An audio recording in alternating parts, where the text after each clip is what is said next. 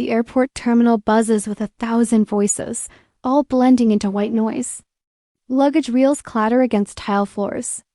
Gate announcements crackle overhead, calling passengers to destinations I'll never see. I stand frozen in the middle of it all, clutching my backpack straps so tight my knuckles turn white. My name is Lily, and I'm 17 years old. Mom and Dad were here just a moment ago. I'm sure of it. We were heading to gate 17 together. I turned to grab my phone from my bag, and when I looked up, nothing, just strangers rushing past me like water around a stone. Mom? My voice cracks, barely audible over the chaos. I spin around, searching for familiar faces. Gate 16, 15, 18, they're nowhere. My chest tightens. This has to be a mistake. Maybe they went to the restroom. Maybe they're buying coffee. Maybe my phone buzzes. A text from Dad. I fumble to open it, hands trembling. We had to go. You'll understand someday. The words blur. I read them again. And again, had to go? Without me? The ground feels unsteady beneath my feet. Travelers stream past, their laughter and chatter mocking the silence screaming inside my head. My vision tunnels. My heart pounds so loud I can't hear the announcements anymore. Don't notice the man in the dark coat watching from behind a pillar, his eyes fixed on me with an expression I can't quite name. Not pity, something else. Something colder. More deliberate. He whispers to himself, so quiet no one else could possibly hear. They'll regret this. 10 minutes feel like hours. I've checked every corner, every gate, every bathroom. Nothing.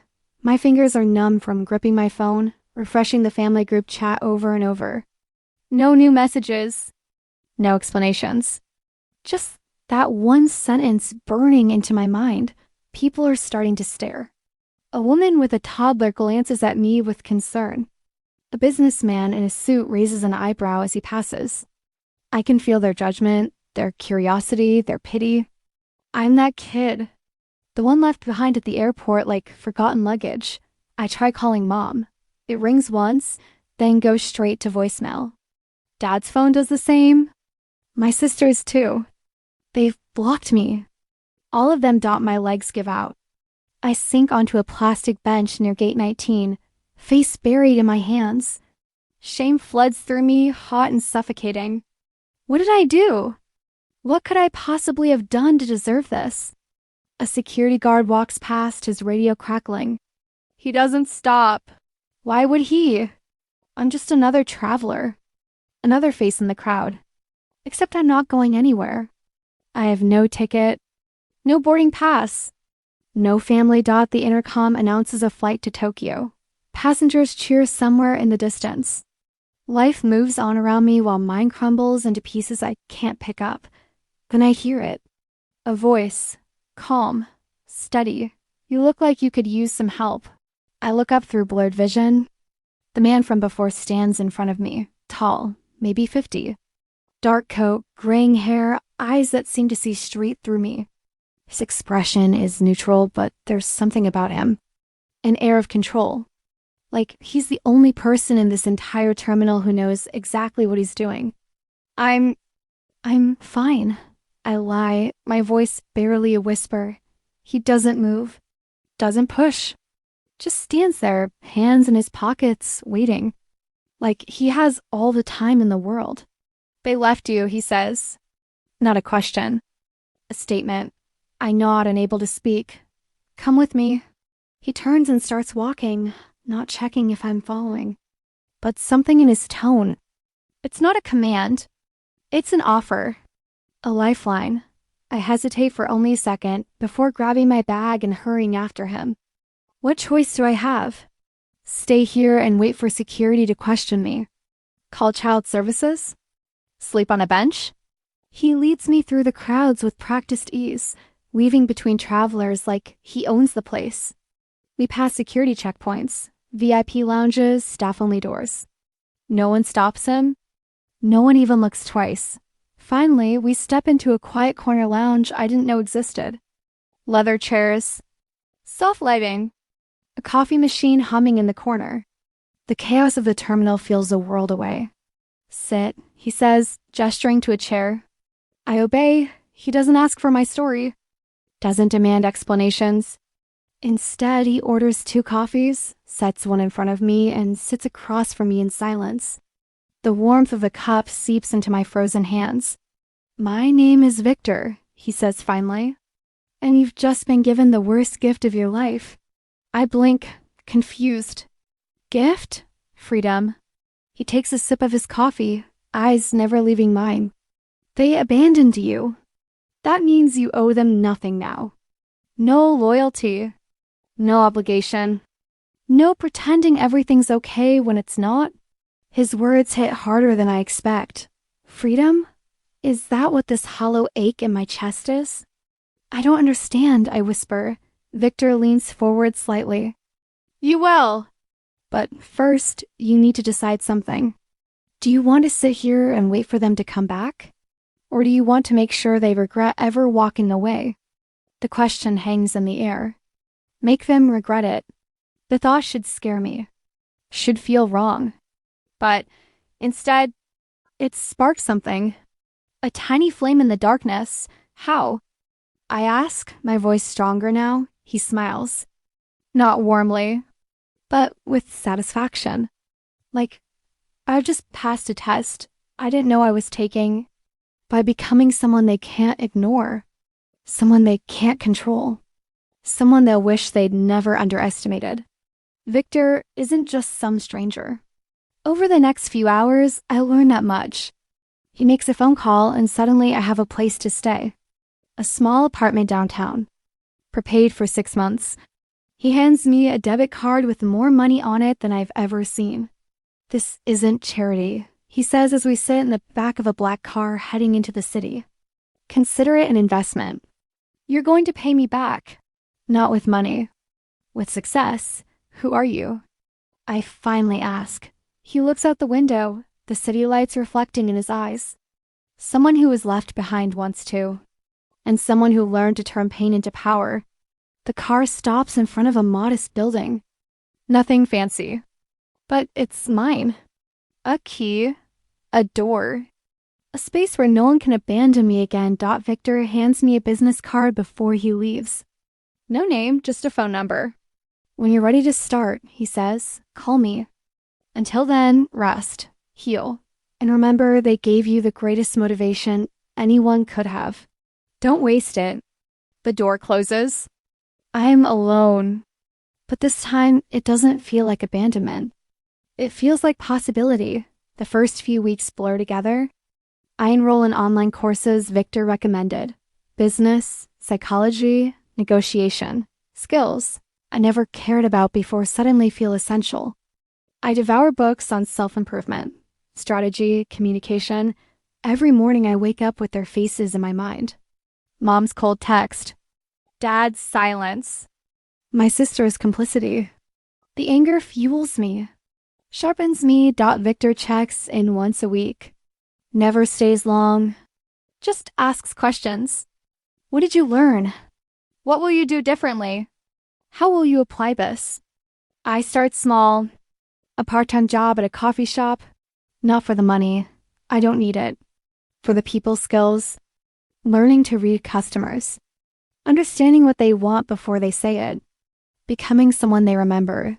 Then Victor introduces me to his network, entrepreneurs, investors, people who built empires from nothing. They don't know my story. They just see potential. I attend workshops, networking events. I practice my pitch in mirrors until my voice doesn't shake. I learn to dress sharp, speak confidently, make eye contact that doesn't falter. Months pass. I'm not the same kid who stood frozen in that airport. My shoulders are broader, my voice steadier. My eyes harder. Victor watches my transformation with quiet approval. You're ready, he says one evening. For what? To remind them who you are. The family reunion is at my aunt's house. I wasn't invited, of course. But I show up anyway, dressed in a tailored suit Victor helped me pick. My car, a modest but sleek rental, sits outside like a silent statement. When I walk through the door, conversations stop. Heads turn. Mom's face drains of color. Dad's jaw tightens. My sister looks away. Hi, everyone, I say, voice calm and steady. Miss me? Aunt Karen rushes over, confused but welcoming. Oh my goodness, where have you been? Your parents said you were studying abroad? I smile politely. Something like that. Mom approaches, her expression a mix of shock and something else. Guilt? Fear? What are you doing here? She hisses under her breath. I came to say thank you. I reply loud enough for others to hear. Leaving me at that airport was the best thing you ever did for me. The room goes silent. You could hear a pin drop. Dad steps forward, his voice low and threatening. We need to talk outside. No. I meet his eyes without flinching. I don't think we do. You made your choice. I made mine.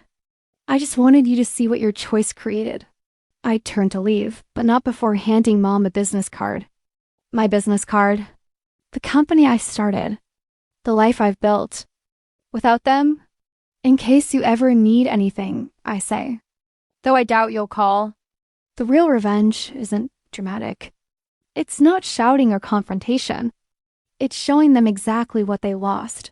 Over the next year, my business grows. Small at first. A consulting firm helping young entrepreneurs. But word spreads. Victor's network opens doors. My reputation builds. I see Mom's Facebook posts. She's struggling. Dad lost his job. They're downsizing, moving to a smaller house. My sister dropped out of college. Part of me wants to feel satisfaction. But mostly, I just feel empty. This was what I worked for. Why doesn't it feel better?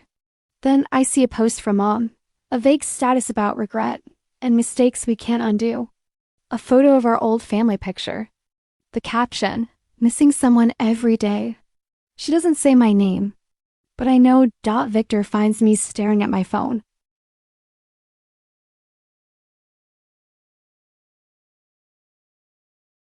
Closure? He asks. I don't know, I admit. I thought winning would feel different. He sits down beside me. That's because this was never about winning. It was about surviving. About proving to yourself that you could. You did that. The question now is, what do you want to do with that power? I make a decision. Not for them. For me, I call Mom. She answers on the first ring, her voice small and uncertain. Hello. It's me, I say. Silence. Then quietly. I'm sorry. We were wrong. So wrong. I don't expect you to forgive us. But I needed you to know. I close my eyes. Part of me wants to hang up, to let them drown in their regret. But another part, the part that Victor helped me build, knows better. I'm not ready to have you back in my life, I say slowly. Maybe I never will be, but I'm not going to carry this anger anymore. It served its purpose. Now, it's just heavy. Mom's breath catches. I understand. I hope you find peace. I continue. I really do. But you'll have to find it without me. I hang up. Not out of cruelty. Out of necessity. Victor was right. This was never about them. It was about me. About rebuilding myself from the ruins they left behind. About learning that the worst moments in life can become the foundation for the best ones. 3 years later, I'm standing in a new office. Floor-to-ceiling windows overlook the city. My company logo on the wall. 20 employees who believe in the vision I built from nothing. Victor visits less often now. I don't need him the same way anymore. But he's proud. I can see it in the way he surveys the space. Remember that kid in the airport? He asks. I smile. Barely. Good, that kid was a victim. He gestures around the office. This is a survivor. A builder. Someone who turned abandonment into autonomy. I think back to that terrible day. The confusion. The heartbreak. The man in the dark coat who whispered words that changed everything. Why did you help me? I ask. You never really said. Victor looks out the window, his reflection ghosting over the skyline. Because someone helped me once. And because I saw something in you. Not weakness, potential, the kind that only gets unlocked when everything is taken away. He turns to me, extending his hand. You paid me back. Not in money. In proof. Proof that what I believe works. I shake his hand. Thank you. For everything. He nods once and leaves without another word. That's Victor's way. Appearing when needed. Disappearing when the job is done. I turn back to the window, watching the city move below. Somewhere out there, families are together. Some loving. Some toxic. Some falling apart, and somewhere out there is a kid like, I was lost, abandoned, convinced the world ended. I hope they find their Victor. Or, better yet, I hope they find the strength to become their own. Because the truth I learned that day in the airport, the truth that carried me through every painful step after, is this: the people who abandon you give you the greatest gift without knowing it. They free you to become someone they could never imagine. Someone stronger. Someone who doesn't need them to validate their worth. They left me behind. And in doing so, they set me free. That's the real victory. Not revenge. Freedom. And I'm never giving it back.